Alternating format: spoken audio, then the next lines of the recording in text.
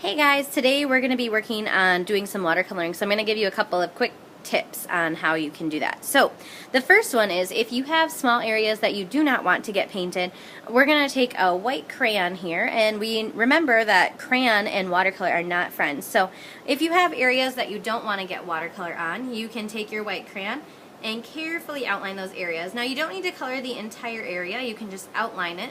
That's going to create a little barrier for the paint so that it has a little wall that's going to prevent the paint from going inside there.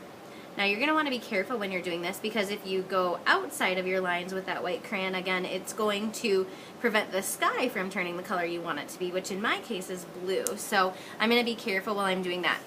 You can do the same thing on letters, so you can carefully color them in with a white crayon, and when you do that, they will stay white when you watercolor. Now we're still going to want to be kind of careful when we are watercoloring around the letters, but this will help us out when we are going to get ready to color. So I'm just going to do these first few letters here, and then I'm going to show you a couple of techniques for watercoloring.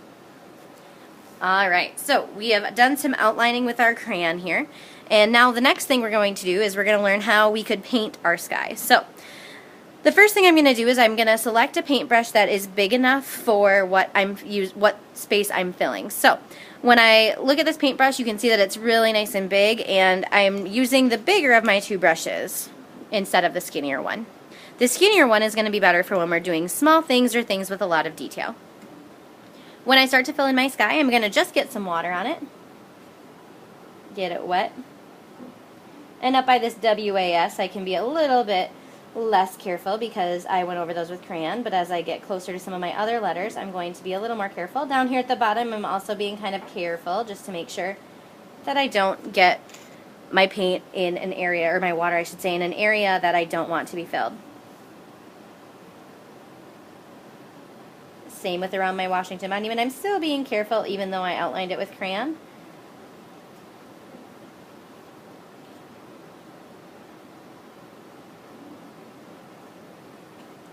Alright, and now that I've gotten this mostly wet, I'm going to carefully go up and kind of underline where it has my words here.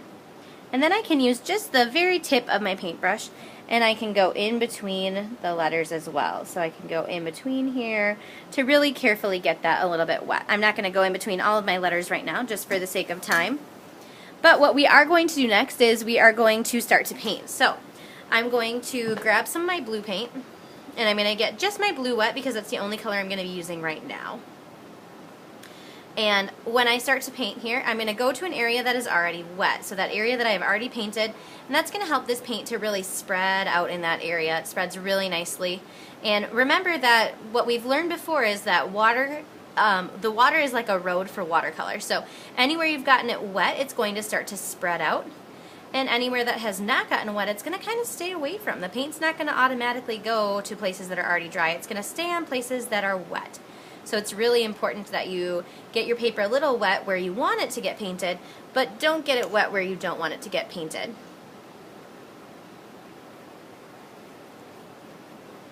And because we've already gotten our paper pretty wet, this is going to spread out really nice and evenly, so we're going to get a nice, even, consistent blue. Sometimes if we don't do that with the water in the beginning, we'll get kind of all different colors of blue, because sometimes we grab a little more paint on our brush, sometimes a little less. So this is a way to get nice, even color. I'm going to go back and keep adding more.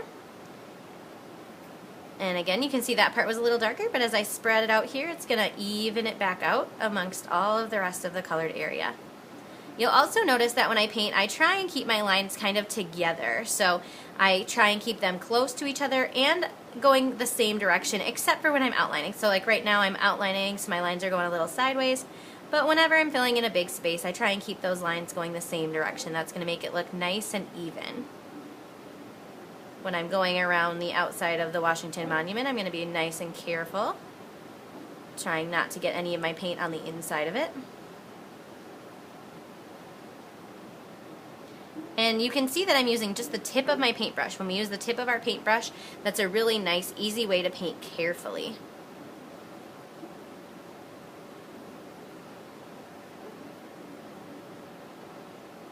Again, I set it down. It was a little darker than I wanted, so I'm spreading it out.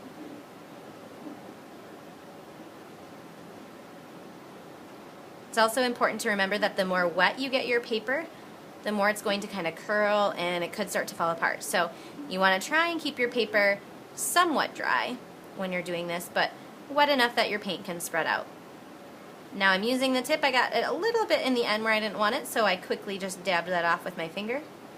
If you do that, make sure you're careful because you don't want to accidentally dab it off of one color, so like I just got blue on my finger, and then go back to another area and accidentally dab some blue onto it. So you got to be a little careful if you're doing that. You can use paper towel, but it's a little bit harder to control paper towel than it is to control just your finger. So when we are going around letters, we try and use the tip of our paintbrush again. And I don't want it to be very dark, so I'm dipping it in the water after I dip it in the paint, just so that I make sure that I'm getting it to be the same color that I wanted. And I'm going to keep using the tip as I go around the area. Now, when we get ready to move on to painting our next color, we want to make sure that we decide not to paint an area that is touching this if it's going to be a different color. So if it's going to be blue, we can go right along next to what we're doing right now. So let's say I want to do this part of the sky. I could do that right now because those two touch, and I want them both to be blue. But if I wanted to move on to doing a different part of my project, there, I just went into the letter a little. If I wanted to move on to doing a different part of my project, I would need to go to somewhere that is not touching something that is wet right now. So I wouldn't want to go right down to this area because that is touching the blue part that is still wet. So it would end up doing what we call bleeding. So the blue paint would kind of leak down into there, and so would the color that we paint down here. I could, however, come down to this area, which is the reflecting pool. I could come over here and do some of this grass. I could do some of these plants that are down along this area, as long as it's not going to touch an area that is already wet. So remember that the water is like a road for watercolor, and so if you put water down somewhere that is next to something that's already wet or painted, it's going to spread out all the way across that road, and so if you do that, you're going to end up with it kind of turning brown or mixing the colors, which is not ideal if you don't want it to happen. Now when we do want colors to mix, so say you are mixing yellow and blue and trying to make a green color, we call that blending. So blending and bleeding are actually kind of the same thing, except blending is something we do on purpose and bleeding is something that we do on accident. You can see here I'm going in and I'm going carefully around my letters. And then we'll talk a little bit more about bleeding as I finish up this word.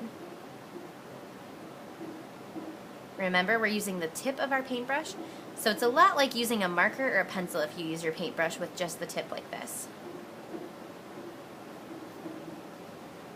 I'm spreading out that color, trying to make it as even as I can.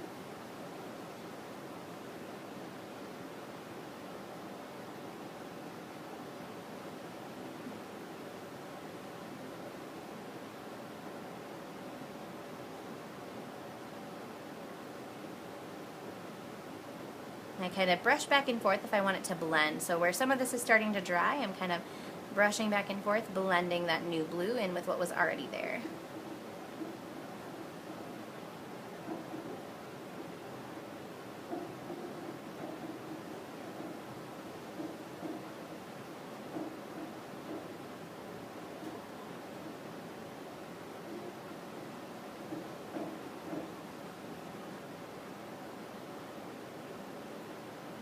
I'm going to finish this part up and then we will talk a little more about bleeding again. So again, just a reminder that you should always paint with the tip of your paintbrush. Alright, so getting that finished, filled in, and ready to move on. Now, when I go to move on to the next area, the first thing I'm going to do is I'm going to check to make sure that everything is blending the way I want it to be. So I see some little lines forming in here that I'm not a big fan of. So before I let this completely dry, I'm going to kind of blend those lines back together. And I like to do that by getting that whole area back to being a little bit wet so that it all blends and finishes up nicely. So getting it all wet is a good way to start. It's also a good way to end the area that you are painting. But remember, we don't want to get it too wet or our paper will start to fall apart. So we got to do this kind of quick, careful, and with not a lot of water. You'll notice that every time I stick my paintbrush in my paint cup, I rub it on the side of the cup. And the reason I do that is to get rid of the extra water. So I know I need some water, but I don't always need as much as my paintbrush picks up. So I can do that as a quick and easy way to get some of that extra off.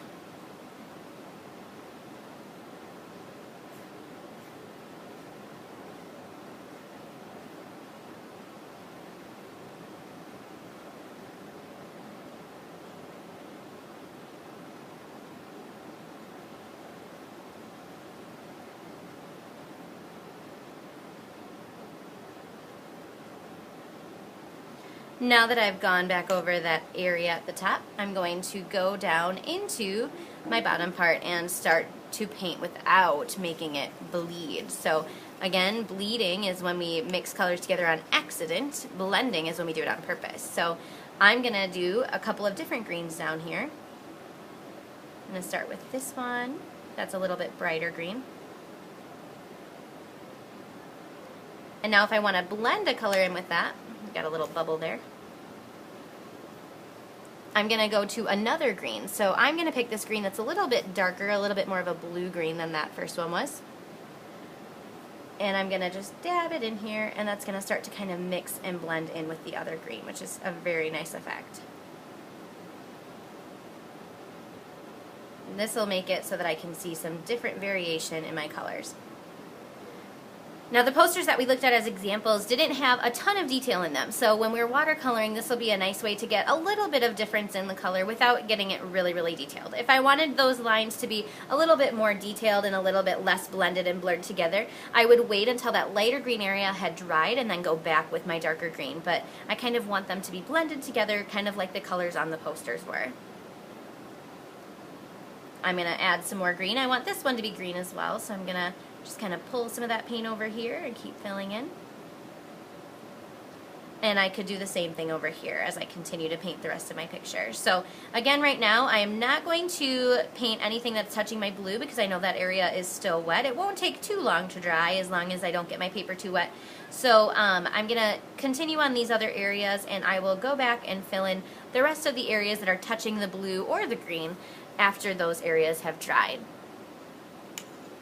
When you're completely done, the next thing you're going to do is you're going to let a teacher know, and we will carefully help you move your poster to a drying rack so that it can dry carefully and hopefully not drip on your project or on anyone else's.